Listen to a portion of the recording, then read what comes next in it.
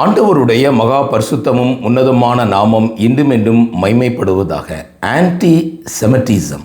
Exodus TV அருளுரை துளிகள் வழியாக இந்த நல்ல வேளையில் உங்களை வாழ்த்துகிறோம். யூதர்களுக்கு விரோதமான போர், எதிர்ப்பு எண்ணங்கள் என்று கடந்த நாட்களில் விசுவாசிகள் எதிர்கொள்ளக்கூடியதான சில யுத்தங்கள், போர்களை குறித்து நாம் சிந்திக்க ஆரம்பித்தோம். முதலாவது ரட்சிப்புக்கான போர், விடுதலைக்கான போர்.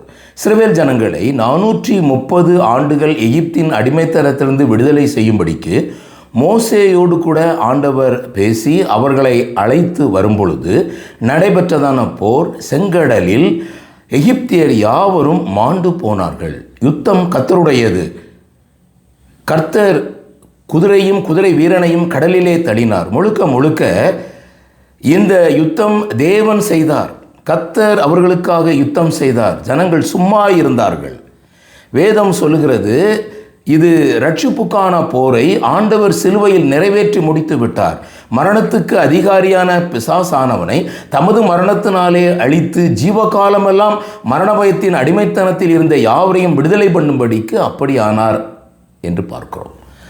ஆகவே இது ரட்சிப்புக்கான போரை முழுவதுமாக கர்த்தராகிய இயேசு கிறிஸ்து தம்முடைய சரீரத்தில் நிறைவேற்றி முடித்தார்.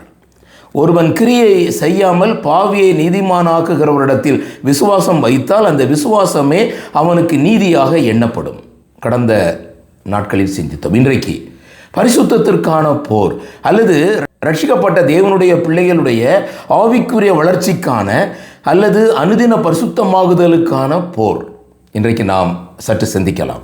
இஸ்ரவேல் ஜனங்கள் எகிப்தின் அடிமைத்தனத்திலிருந்து விடுதலையாகி தொடர்ந்து 40 வருடங்களாக 40 விதமான இடங்களில் தங்குகிறார்கள். 40 விதமான சத்தியங்களை ஆண்டவர் கற்றுக் கொடுத்து வருகிறார்.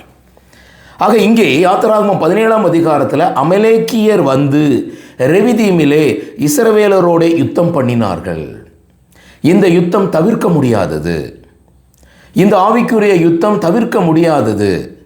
வேதம் சொல்லுகிறது பாருங்கள், அந்த யாத்திராம் புஸ்தகம் 17ஆம் அதிகாரத்தினுடைய கடைசி வசனம் 16ஆம் வசனம், அமலேக்கின் கை கர்த்தருடைய சிங்காசனத்துக்கு விரோதமாக இருந்தபடியால், எப்பொழுதுமே கர்த்தருடைய ஆதீனத்திற்கு விரோதமாக இந்த சாத்தானுடைய கை இருக்கிறது. ஆகவே விசுவாசிகளை தொடுவதற்காக சாத்தான் எப்பொழுதும் தீவிரமாய் இருக்கிறான். ரொம்ப அருமையான ஒரு பகுதி இது. யாத்திராகமம் 17:16. அமலேக்கின் கை கர்த்தருடைய சிங்காசனத்துக்கு விரோதமாய் இருந்தபடியால் தலைமுறை தோறும் அவனுக்கு விரோதமாய் கர்த்தரின் யுத்தம் நடக்கும் என்றான்.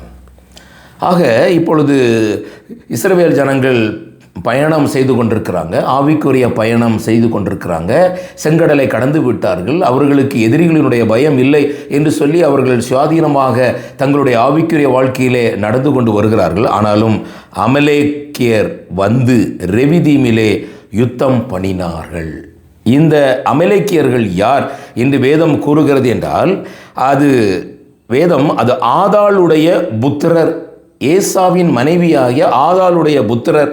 அதாவது ஆதியாகமம் 36:16 வாசிக்கிறோம், கோராகு பிரபு, கத்தாம் பிரபு, அமலேக்கு பிரபு என்பவர்கள். இவர்கள் ஏதோம் தேசத்தில் எலிப்பாசின் சந்ததியும் ஆதாளின் குமாரருமாயிருந்த பிரபுக்கள். எப்பொழுதுமே இஸ்ரவேல் ஜனங்களுக்கு விரோதமான இந்த ஜனங்கள் அமலேக் என்பதை நீங்கள் மறந்து போகக்கூடாது. இதனுடைய யுத்தத்தை இன்னும் தொடர்ந்து நாம் சிந்திக்கலாம்.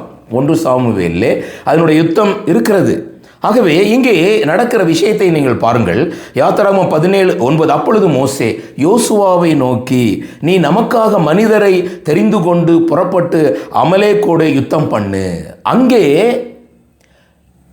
எகிப்து தேசத்திலிருந்து புறப்படும் பொழுது கர்த்தர் யுத்தம் பண்ணினார். இங்கே கர்த்தர் நம்மோடு கூட இருக்கிறார். ஆனால் யுத்தம் செய்ய வேண்டியது நாம்.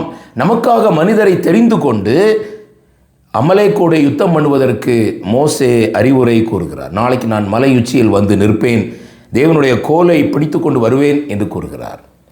மாத்திரமல்ல, யோசுவா தனக்கு மோசே சொன்னபடியே செய்து அமலேக்கோடு யுத்தம் பண்ணினான். மோசேயும் ஆரோனும் ஊர் என்பவரும் மலையுச்சியில் ஏறி இருந்தார்கள். அங்கே மோசேயினுடைய கைகள் ஏறெடுத்து கையில் இஸ்ரவேலர் மேற்கொண்டார்கள். அவனுடைய கை தாழ விடுகையில் அமலேக்கு மேற்கொண்டான். உடனே மோசேயினுடைய கைகள் அசந்து போனபடியினால் அங்கே ஒரு கல்லை கொண்டு வந்து கீழே வைத்தார்கள். கல் தேவன் நம்மோடு செய்த உடன்படிக்கைக்கு அடையாளமாக இருக்கிறது. கர்த்தர் உங்களுக்காக யுத்தம் பண்ணுவார். நீங்கள் உங்களுடைய பிரயாசத்தை நீங்கள் செய்வீர்கள், ஆனால் முழுக்க முழுக்க வெற்றி கர்த்தருடையது. உங்களுடைய விசுவாசம் மட்டுமே இந்த ஆவிக்குரிய வாழ்க்கையில் நம்மை முன்னேறி போக செய்கிறது. நம்முடைய இன்வால்மெண்ட், நம்முடைய அர்ப்பணிப்பு, நம்முடைய சமர்ப்பணம் இங்கே தேவைப்படுகிறது. அப்படி என்றால் அர்த்தம் என்ன? நாம் இதை யுத்தம் செய்ய வேண்டும் என்ற எண்ணம் நமக்கு வேண்டும். இந்த பாவத்துக்கு விரோதமாக போராடுகிறதில் நீங்கள் இன்னும் எதிர்த்து நிற்கவில்லையே என்று வேதம் கூறுகிறது. இன்னும் இது பாவம் என்றோ இது பாவத்திற்கான பயங்கரம் என்றோ உணராதபடிக்கு அதோடு நாம் வாழ்வோமானால் அதை யுத்தமாகவே நாம் எடுத்துக்கொள்ள மாட்டோம். பாவம் ஒரு பயங்கரம், பாவம் யுத்தம். அதனால் இன்றைக்கு இந்த பரிசுத்தத்துக்கான போர் அங்கு கல்லை கொண்டு வந்து வைத்தார்கள். ஆரோனும் ஊரும் ஒரு பக்கத்தில் ஒருவரும் இன்னொரு பக்கத்தில் ஒருவரும் கைகளை தாங்குகிறார்கள். இன்ன விதமாய் கைகள் சூரியன் அஸ்தமிக்கும் மறைக்கும் ஒரே நிலையாக இருந்தது என்று பார்க்கிறோம். யோசுவா அமலேக்கையும் அவன் ஜனங்களையும் பட்டயக்கருக்கினாலே முறியடித்தான். யுத்தம் கர்த்தருடையது.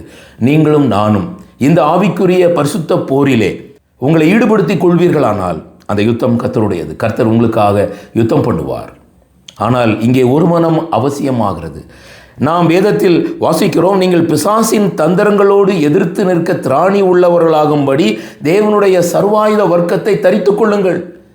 இது தேவனுடைய சர்வாயுத வர்க்கத்தை நாம் தரித்துக் கொள்ளும் பொழுது நாம் எதிர்கொள்ள முடியும். மாம்சத்தோடும் இரத்தத்தோடும் அல்ல, துரைத்தனங்களோடும் அதிகாரங்களோடும் இப்பிரபஞ்சத்தின் அந்தகார லோகாதிபதிகளோடும் வானமண்டலங்களில் உள்ள பொல்லாத ஆவிகளின் சேனைகளோடும் நமக்கு போராட்டம் உண்டு.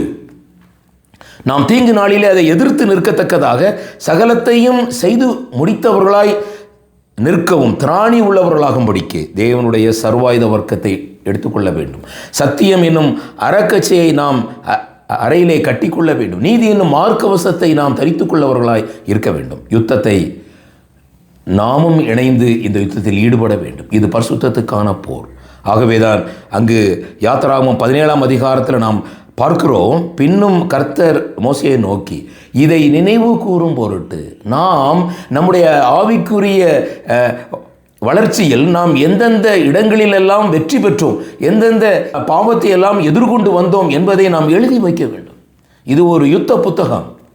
இதை நாம் எழுதி வைக்க வேண்டும். இதிலே நான் ஜெயித்தேன் என்று எழுதி வைக்கும் பொழுது அது நாம் பின்னாடி அதை திரும்பி பார்த்து நாம் அந்த தவறுக்குள் மறுபடியும் போகாதபடிக்கு முன்னேறி போவதற்கு இந்த போர் நம்முடைய ஆவிக்குரிய வாழ்க்கைக்கு பிரயோஜனமாக இருக்கிறது.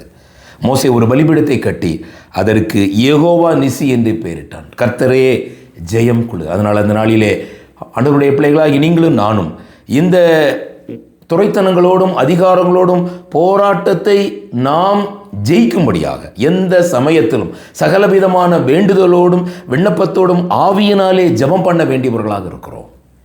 அதன் பொருட்டு மிகுந்த மன உறுதியோடும் சகல பரிசுத்தவான்களுக்காக பண்ணும் வேண்டுதலோடும் விழித்துக் கொண்டிருக்க வேண்டும். யுத்தம் கர்த்தருடையது. ஆனால் யுத்தம் அவசியம், அந்த யுத்தம் தவிர்க்க முடியாது.